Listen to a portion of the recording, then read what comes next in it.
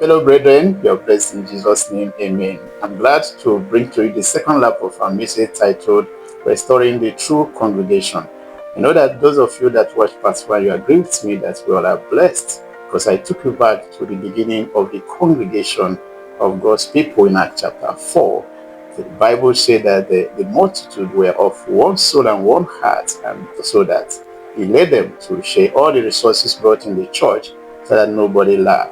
And for the church to maintain that particular pattern, structure, or standard, Jesus wrote to 7 churches in Asia, in Revelation chapter 2 and 3, to warn them to return to the standard already set by the Holy Ghost. So I now want to appeal to our brethren in our own present generation to please let us return to that pattern, to that structure, because Jesus is coming to rapture a perfect church.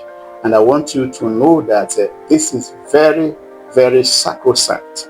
No compromise, no lowering of standard. That's exactly what Jesus wants. So how do we now bring our church back to the structure? To our brethren, to the men of God and upcoming ministers, please listen attentively. For us to just demonstrate this one heart and one soul, we need to understand and appreciate what Jesus meant by giving to God. He said, when you give the least of my brethren, you have given to me. So if you are bringing resources into the church, just have something in mind that you have given your life to Jesus. So the money you have or anything you have belongs to him. So you must be accountable. Don't come and drop your money in the church and go away. Observe what the leaders are using it for.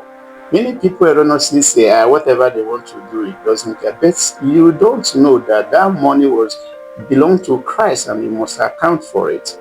So that is why a lot of mistakes have been found in the way the leaders make use of the resources dropped in the church. I want to let you know that from now on, remain focused on accountability to Jesus Christ. Don't drop your money and go away. Watch what they use the money for. Otherwise, remember what Jesus said. If you give into the list of my brethren, you are giving to me. So if they are not using it rightly, I encourage you to please split the money. Give part of it to the brethren that have need. You will be giving to God. And to my fellow ministers, remember the call is for us to work together in one ministry, to edify the body of Christ, to perfect the saints, till we all come into the unity of the faith, so that we'll have full knowledge of Christ, and then a brand new perfect man is formed. That's the goal. So if that is the goal, then remember what Jesus told Peter. Do you love me? He said, yes, I do. He said, feed my lamb, feed my sheep. So your work is to make sure that you don't just preach the gospel, but ensure that the sheep, that none of them lack any good thing. So for those of you that thinks that you are very smart, you will collect money from both the poor and the rich in your congregation, and you confiscate everything, enrich yourself, amass wealth, and use it to do whatever you like. I warn you, because Jesus told us the outcome. In Matthew chapter 24 from verse 48 to 51, he revealed to us that those that practice these things, they are going to be severely punished. Paul also warned us in 1 Timothy chapter 6 verse 9 that those that practice this thing, they are going to be destroyed. And Peter also warned us in 2 Peter chapter 2 from verse 2 to 4. And James comes direct. He said that those of you that have enriched yourself, you should cry, should mourn, because your destruction is coming. So why does a man of God want to be destroyed? You can now see those of you that are under some of these wealthy rich people. Please, rich men of God, please pray for them. That's the greatest love you will show to them. I know that some of you might not like what I'm saying now, but please, I also revealed something similar to this in 2008 when the Lord revealed to me how to take away curses from the church, and I wrote the book titled Paying Tithes Outside the Law to make sure that curses are removed. So many men of God did not like it. They continued to fight it until in 2017, everything came on the social media. People that read it began to fight them and curse them, they started running helter-skelter. Please, I pray that God will help us. Right now, many of us that were extorting money using the law that Jesus died to fulfill in the name of tithes, they have started repenting. Some have started confessing. But one thing that that is very obvious is that many of the people that are confessing have not yet repented. Because if they have repented truly, they will do what we call restitution. You cannot extort money from people using wrong doctrine, and after you have seen your error, repented, and you are not bringing it back to take care of the congregation. So that is what you must do. That's what Zacchaeus did.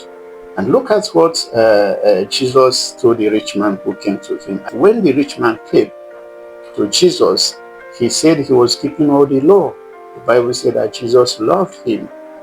The same thing is what Jesus is doing now. This is love that I'm bringing to you.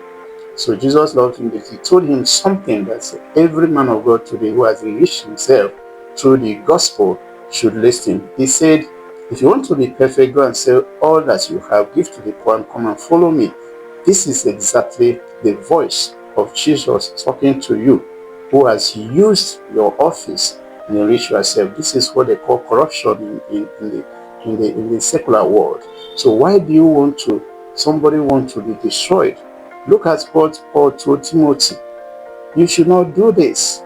So please, I'm pleading with you people, because the time is already short. Jesus will soon return. Repent now and make sure that you do thorough restitution. And for the upcoming ministers, I know that so many of us have good heart, we have zeal, we really want to serve God.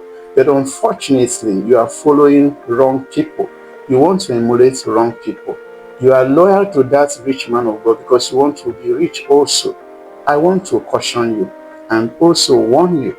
Desist from following people that are not following Jesus. Ministers of God are not called to do all this kind of thing, to pursue after vanity. So, do you want to pursue after vanity?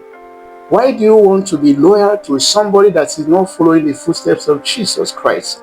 Did you not read about Bezagi, about Balaam, about Judas Iscariot? Is it not greed and trying to get something extra or enrich himself or themselves that brought them to disrepute and also to destruction? So why do you want to do the same thing?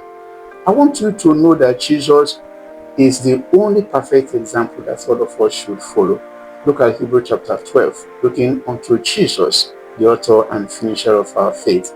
So that is the one to emulate. That's the one to emulate. Upcoming ministers.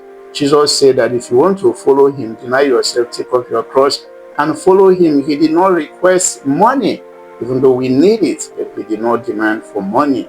I want you to retrace your footsteps, and I believe that the Holy Spirit will help every one of us to bring back the glorious congregation of the children of God to the standard already set. And by doing this, we are really preparing the return of our Lord Jesus Christ. Don't forget to make this message viral. Thank you for watching. Stay blessed in Jesus.